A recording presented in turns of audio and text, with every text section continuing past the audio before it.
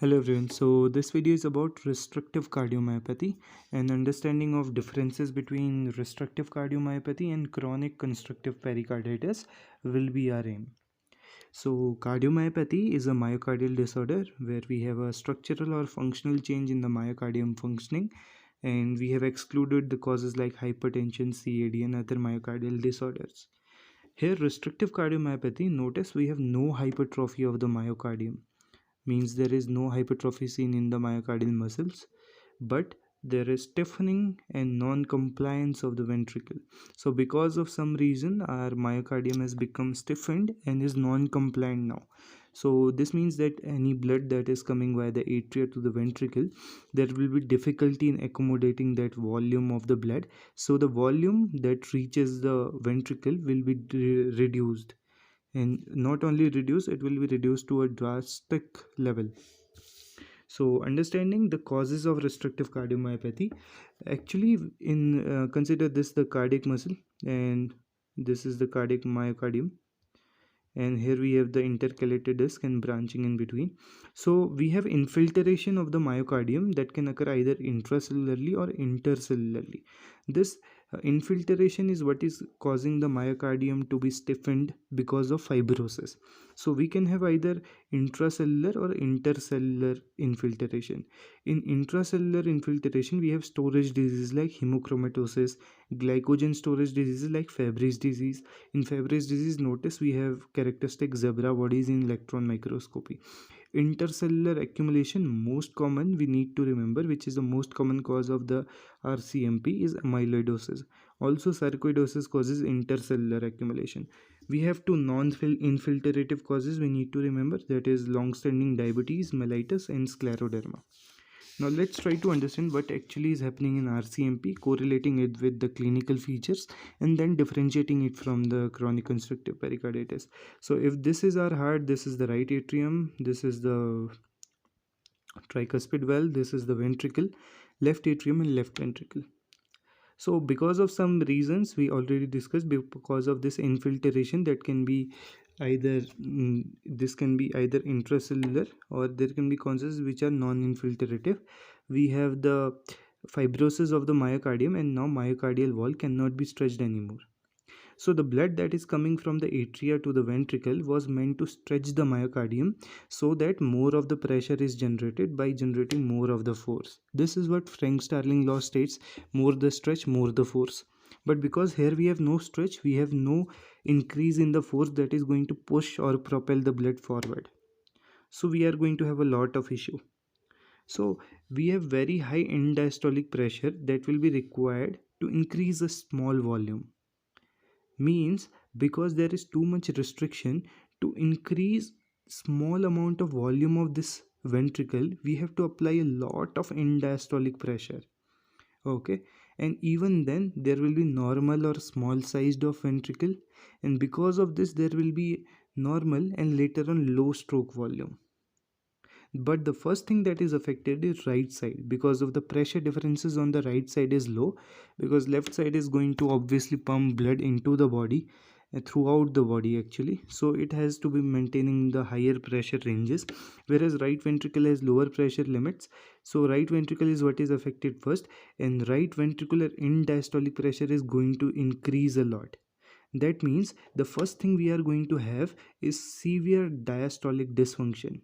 That is, during the relaxation phase of the ventricle, that is during diastole, our ventricle has a tendency to accumulate blood, means it is filled with blood during the diastole and it relaxes. But in this case, because of the ventricular dysfunction, that is stiff and non-compliant ventricle, the ventricle is not going to accommodate lot of blood, and there is going to be increase in right ventricular end diastolic pressure. And because this end diastolic pressure in the right ventricle has risen, we are going to have right ventricle failure heart symptoms. That is ascites, edema, hepatomegaly, JVP. These all are because we have our right ventricular end diastolic pressure that is raised, and that is going to cause back pressure, and that is going to cause symptoms of hepatomegaly and ascites, JVP rise, and edema. Because of this right ventricular end-diastolic pressure rise, we have also right atrial pressure that is rising. And this right atrial pressure rises too much. Because of this stiffening, the atria tries to push more and more blood into the ventricle so that the output can be raised both in the right and the left side. So we have atrial enlargement, and atria actually start to balloon out like this. So we have ballooning of the atria. Okay, so there is ballooning of atria, and because of this, myocardium starts to stretch of the atria. This atrial myocardial stretch can cause atrial fibrillation because of action potential differences that occur. So atrial fibrillation in stroke can occur because of this atrial ballooning, which is more common in case of this restrictive cardiomyopathy. Later on, because of this, we already discussed that any heart failure like right ventricular end-diastolic pressure, if it will be rising, it will be transferred to the pulmonary circulation, and eventually the left ventricular end-diastolic pressure will be raised. And because of this increase in left ventricular end-diastolic pressure, we will have symptoms of left ventricular heart failure like dyspnea, crepitation, orthopnea, and PND. So a patient starting with right ventricular end-diastolic pressure rise signs will eventually land up with a biventricular failure. So this is what is happening in the case of RCMP. Also, we need to understand that high end diastolic pressure are there in both. First in the so in this last point I'm trying to explain that due to this high end diastolic pressure, we have first the signs of RVEDP, that is right ventricular end diastolic pressure, like ascites, JVP, and hepatomegaly, edema, and later on progressing to left ventricular end diastolic pressure signs. And notice both the atria are ballooned in this case, but there is normal LV dimension because LV is not going to stretch anymore. So this was the basic about RCMP. Let's try to understand and differentiate the clinical feature, investigation, finding from chronic constrictive pericarditis. We already know that chronic constrictive pericarditis is a constrictive physiology. So because of some region again in the chronic constrictive pericarditis, if this is the heart, we have the pericardium that has fibrosed, and there is no problem in the again the distension of the ventricle. But in this case we have the pericardium encloses whole of the heart, so the distension of atria as well as ventricle will be in problem in the case of CCP. Whereas RCMP, we have the ventricular filling that is more of impaired, so there is restriction in filling that is occurring. Okay, now what we need to understand is that if this is the JVP, so quickly revise it. So A wave in the JVP is because of atrial systole, then we have the X descent, and between C wave because of ventricular systole. This is C wave ventricular systole की वजह से. Then we have X descent. X descent is because of the relaxation of the atria. Then we start with the V, that is because of venous return coming to the atria, and then we have the Y descent because of the atrial emptying that occurs, rapid atrial emptying that is occurring.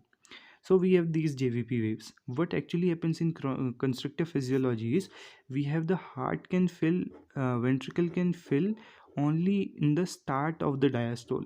Okay, only in the start phase of diastole ventricle can fill. So there will be a sudden filling of the ventricle, and then the filling of the ventricle will stop. So this is what actually happens. The filling will only occur in 1/3 of the diastole, and there will be a steep Y. And also the atria will fill this blood quickly, so there will be a steep X. So we have steep X, steep Y in the case of CCP, whereas in case of RCMP, we are going to have a different thing. What is that? Actually, we have atrial ballooning. This atrial ballooning has occurred because of the pressure that has raised in these atrias because of restriction in the myocardium of the ventricle. So because of this dilation, there will be mitral and tricuspid regurgitation. So we will have lot of volume of blood in this atria. So this atria, lot of blood is going to raise the A wave. Okay, so A wave will be abnormally strong and enlarged. Okay, this is because of the MR and TR that occurs in the case of RCMP. So the first thing was the restriction to the filling, and in CCP we have constrictive physiology. In CCP we had steep Y and steep X, whereas in RCMP we have a strong A wave because of tricuspid regurgitation. In MR we have a square root sign that is seen in case of CCP. Again, square root sign is a steep X descent and then a steep Y that is seen. Again, in case of RCMP we can have a strong A wave. We can have sometimes the square root sign, okay, because of this filling occurring rapidly at the start and then sudden stoppage of this filling. We already discussed the cause of massive atrial enlargement in case of RCMP, whereas in CCP we have mild atrial enlargement because of the constricted pericardium has enclosed the heart all from the all side. Notice in CCP, because the pericardium has enclosed the heart from all of the sides, the pressure in all the four chambers is going to be equal.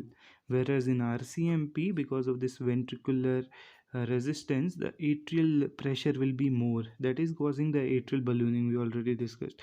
So there will be no equalization of pressure, unlike in the case of CCP, we have elevation and equalization of pressure. Also in case of CCP we see exaggerated respiratory variations because of the restrictions in the transmission of the pressures, that is intrathoracic pressure into the intracardiac pressure.